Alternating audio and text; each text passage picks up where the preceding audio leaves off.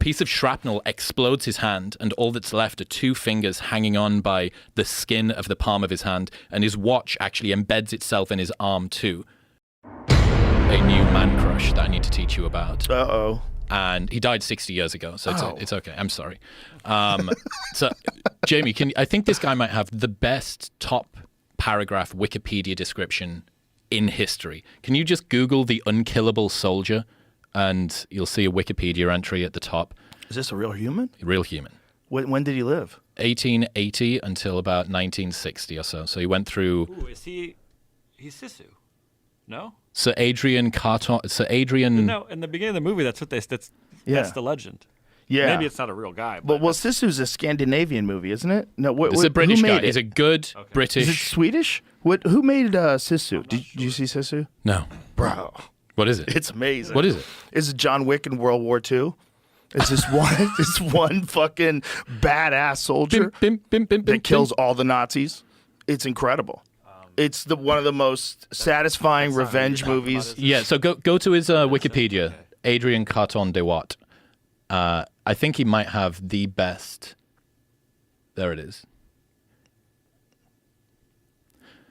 Lieutenant General Sir Adrian Paul Ghislaine Carton de Watt was a British Army soldier officer born of Belgian and Irish parents. He was awarded the Victoria Cross, the highest military decoration awarded for valour in the face of the enemy in various Commonwealth countries. He served in the Boer War, First World War and Second World War. He was shot in the face, head, stomach, ankle, leg, hip and ear, was blinded in his left eye, survived 2 plane crashes, tunnelled out of a prisoner of war camp and tore off his own fingers when a doctor declined to amputate them. Describing his experiences in the First World War, he wrote, "Frankly, I had enjoyed the war."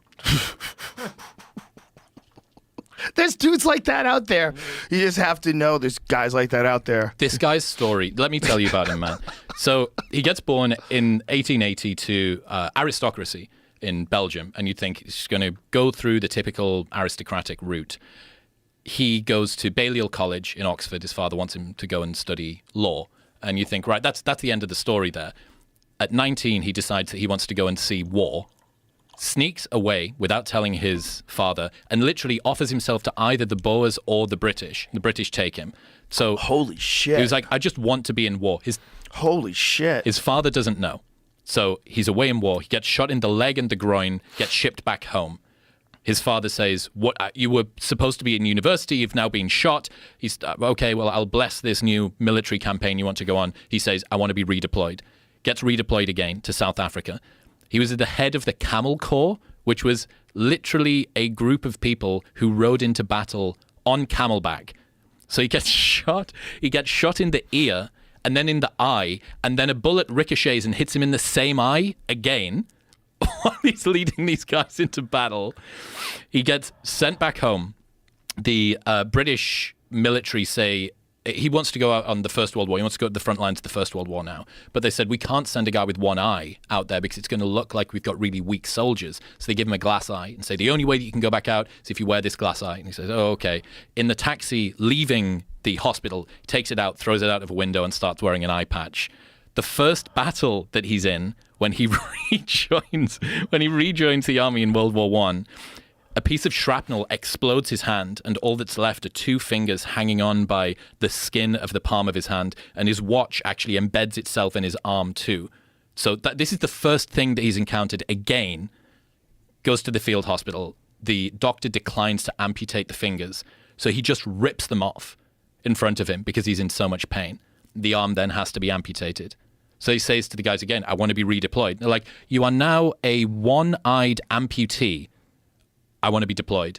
Battle of the Somme, his next battle that he goes into. There's reports from other soldiers seeing Carton de Watt running into battle, pulling the pins out of grenades with his teeth, throwing them at the enemy and reloading a revolver with one hand.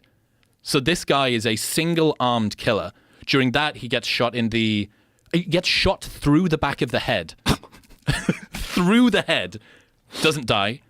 In subsequent battles, he got promoted for 24 hours before he threatened to punch his superior and then got demoted again. So he's just like this totally wild dude. Anyway, he goes through this series of different difficult military exposés. He takes over 3 squadrons who don't have a commanding officer. None of them have any communication. So he, this one-armed, one-eyed guy, decides to run back and forth between the 3 different companies, communicating his own orders. Rather than using a messenger, he just does it himself. That was what he got the Victoria Cross for, which is our equivalent of the Medal of Honor. During this time, he shot a bunch more. You think, right, okay, this guy's just led the most insane campaign through the Boer War and the First World War. Time for him to retire. Wrong. 60 years old, in 1940, he gets conscripted and drawn back up to help run secret missions. So his first mission, one of his first missions, he gets shot down in a fjord going toward Romania. There's a German plane that shot his plane down, circling overhead. Rather than get into the dinghy, because it would be an easy target, this one-armed, one-eyed guy and all the rest of the crew just bob under the water until this German fighter plane runs out of ammunition.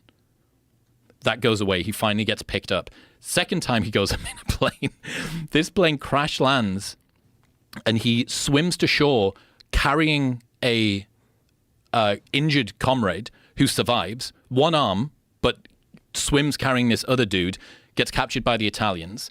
He's then part of 5 escape attempts and digs a 60-meter tunnel with one arm and a bunch of other dudes.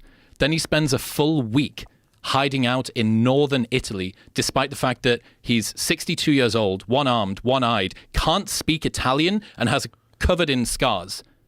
Then he finally gets picked up and released. They said that the only thing that the Italians had left to do was to use him to enable an armistice. They wanted to no longer be a part of the war. They use Carton Duart to be an envoy between the 2 nations. And they said, well, you've been a prisoner of war for 9 months. You don't look or smell the way that you should do. Why don't we give you a nice Italian tailor? And he rejected their offer to give him an Italian suit and said he would only wear one if they got it from Savile Row because, quote, he didn't want to look like a gigolo.